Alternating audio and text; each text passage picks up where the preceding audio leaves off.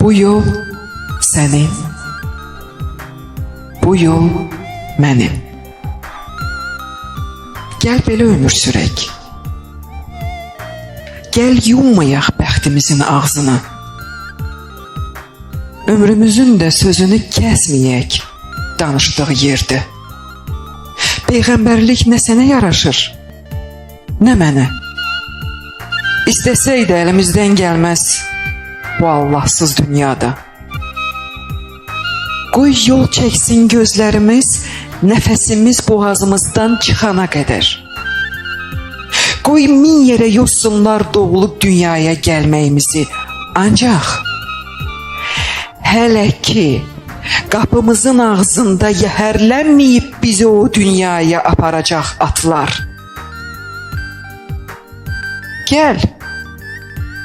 Gəl başımızı aşağı salıb, gedək öz yolumuzla. Bu yol sənin, bu yol mənim. Yolumu kəsəndə buludlar, dalımca ağlama. Onsuz da buludlar ağlayır da. Töküləndə yağış, ələnəndə qar, dalımca ağlama.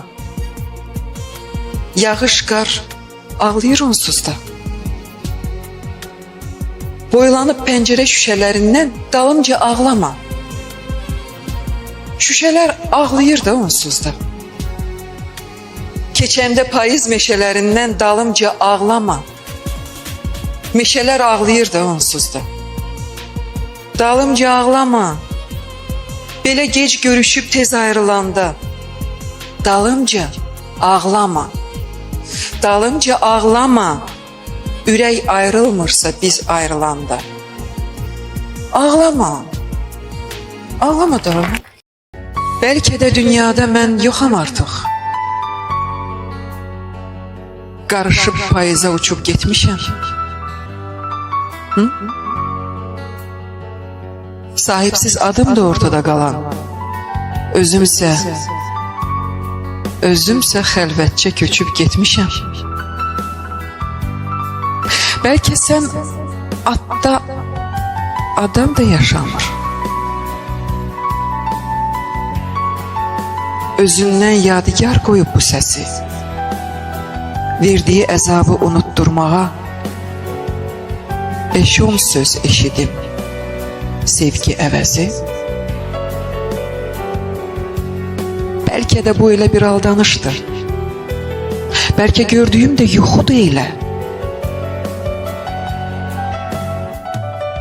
Çoxdan itirdiyim nəğmələrimi Talih başqasına oxutdu elə. Gönlümdə əbədi gəncliyin odu. Bəs həsrət deyərək yandıran nədir? Yoxsansa yoxluğun sevgisi olmaz. Varsansa